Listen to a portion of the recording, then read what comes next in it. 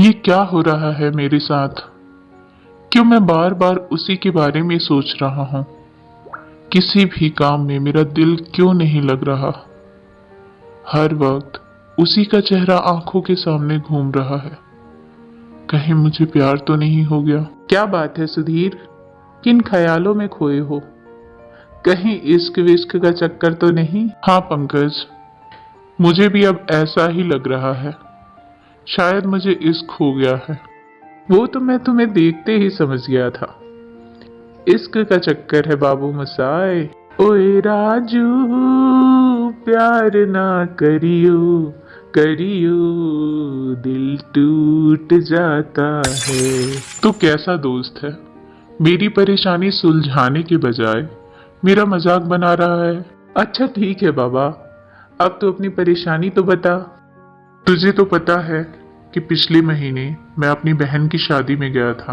वो लड़की मेरी बहन की शादी में अपने माता पिता के साथ आई थी। उसने हरे रंग की साड़ी पहनी हुई थी। उस भीड़ में वो सबसे अलग लग रही थी। जिस दिन से मैंने उसे देखा है, उस दिन से आज तक एक सेकंड के लिए भी मैं उसे भूल नहीं पाया। हाँ वो तो ठीक है, लेकिन उस लड़की का नाम क्या है और रहती कहाँ है? यही तो मेरी परेशानी है पंकज। मैं उससे कुछ पूछता तब तक वो शादी से जा चुकी थी और फिर मेरी छुट्टियां भी खत्म हो चुकी थी। अगले ही दिन मेरी ट्रेन थी। मैं उसके बारे में कुछ नहीं जान पाया। सुधीर, तू बेवजह परेशान हो रहा है।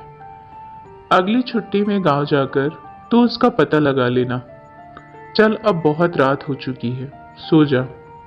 कल सुबह ड्यूटी पर भी जाना है।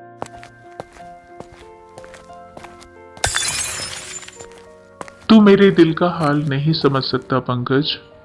मुझे तो बस इसी बात का डर है कि सही वक्त पर मैं अपने दिल की बात उससे नहीं बता सका तो कहीं वो किसी और की दुल्हन न बन जाए। अब अगली सुबह। सुधीर बेटा, तुम्हारे भाई की शादी अगले महीने की 16 तारीख को तय हुई है। तुम अपनी छुट्टियों की अर्जी अभी से दे देना ताकि सही समय पर पहुंच सको। जी पिताजी, मैं कोशिश कर रहा हूँ, लेकिन मुझे लगता है कि इस बार मुझे सिर्फ 2 या 3 दिन की ही छुट्टियां मिल पाएंगी। लेकिन आप परेशान मत होना, मैं शादी के दिन तक भी पहुंच जाऊंगा। परेशानी किस बात की है बेटा? मुझे तो अपने दोनों फौजी बेटों पर गर्व है कि वो भारत माता की रक्षा करने के लिए ही इस दुनिया में आए हैं। और हाँ बेटा, तुम्हारे लिए भी हमने एक लड़की पसंद कर ली है।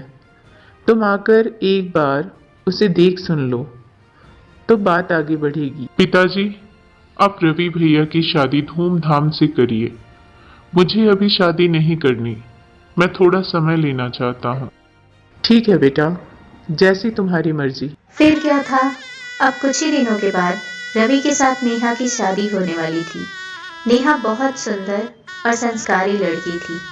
देखते ही देखते शादी का दिन भी नजदीक आ गया। अब रवि और नेहा विवाह के पवित्र बंधन में बंध गए। लेकिन रवि और उसके माता पिता को उसके छोटे भाई सुधीर का बेसब्री से इंतजार था। माता पिता के बीच अभी सुधीर के बारे में बातें हो ही रही होती हैं।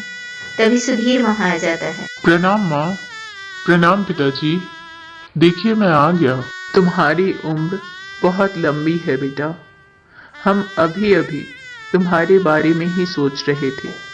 जीते रहो। माता पिता से बातचीत के बाद अचानक सुधीर की नजर नेहा पर पड़ती है। नेहा को देखकर सुधीर की आंखें फटी की फटी रह जाती है, मानो जैसे उसके ऊपर दुखों का आसमान टूट पड़ा हो। और देखते ही देखते उसकी आंखों में आंसू भर जाते हैं। नेहा को देखने के बाद सुधीर कुछ नहीं बोलता और चुपचाप अपने कमरे में चला जाता है। आगे की कहानी देखें अगले एपिसोड में। तब तक के लिए नमस्कार।